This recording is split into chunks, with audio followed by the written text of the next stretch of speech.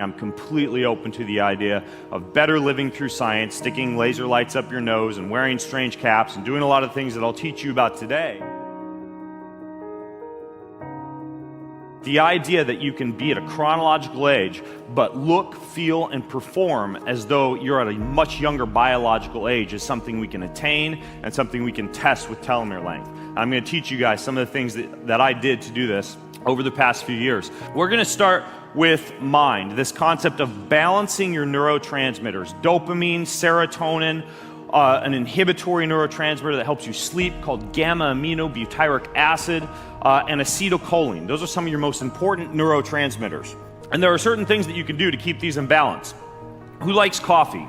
Who knows one of the best ways that you can balance your neurotransmitters and keep coffee from gradually depleting some of those excitatory neurotransmitters and keeping you from doing things like sleeping, napping, relaxing, or avoiding that post cup of coffee crash? What's something you could add to coffee? It's theanine.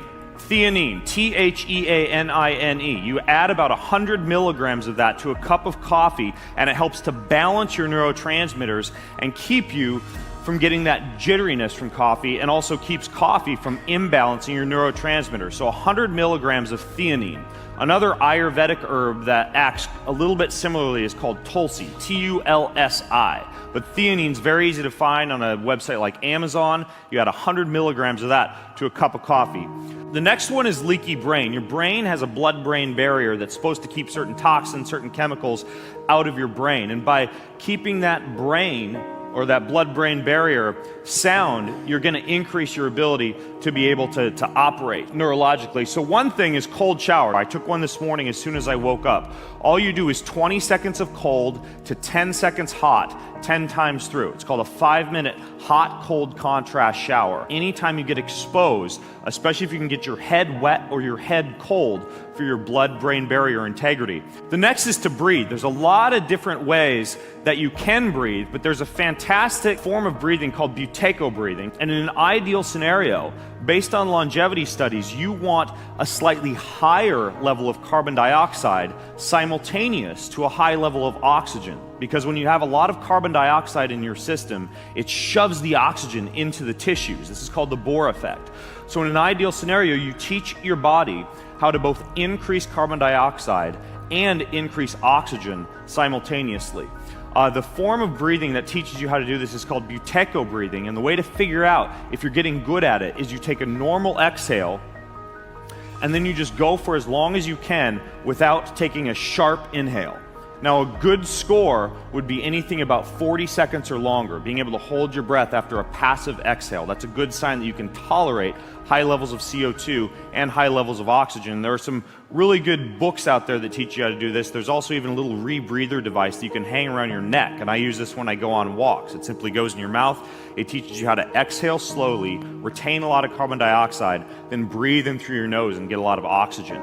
So maintenance of both carbon dioxide and oxygen, and not trying to breathe off all your CO2 all the time, is actually important for longevity, because you stay oxygenated and the oxygen gets into tissue. The second form of breathing that I really like is called box breathing. Who in here knows about box breathing? I did the equivalent of a Hell Week for civilians with the Navy SEALs in Encinitas, and the most powerful form of breathing that they taught me when we were getting battered by the Pacific Ocean and we were getting buried in the sand and doing these 26-mile night hikes and just getting beat up for a week was box breathing.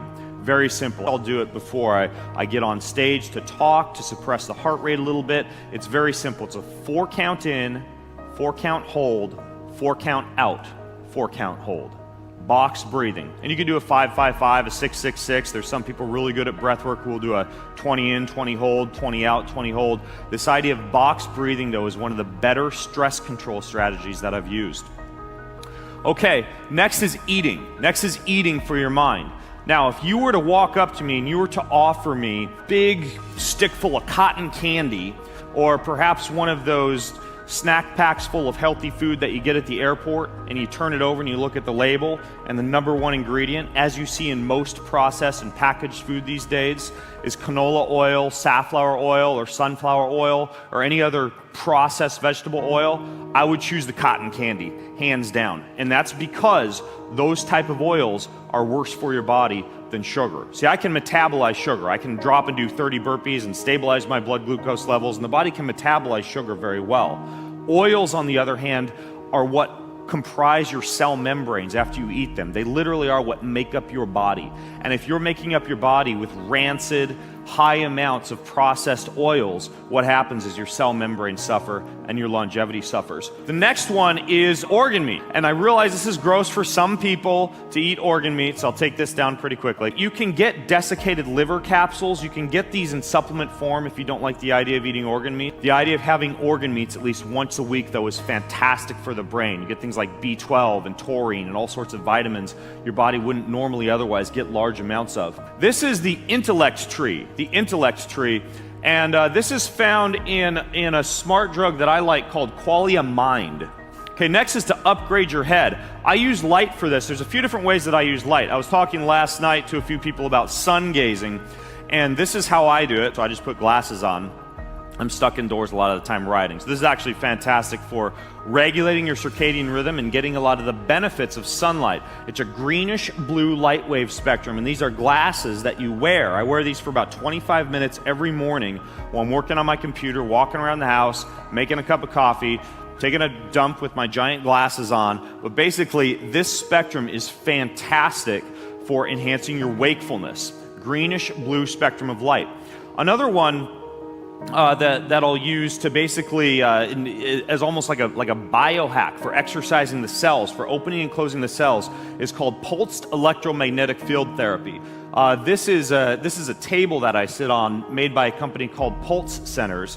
But there are also more portable devices. I've met a lot of nomadic people who travel a lot here, and there are a couple devices. There's one called an Earth Pulse and one called a Flex Pulse.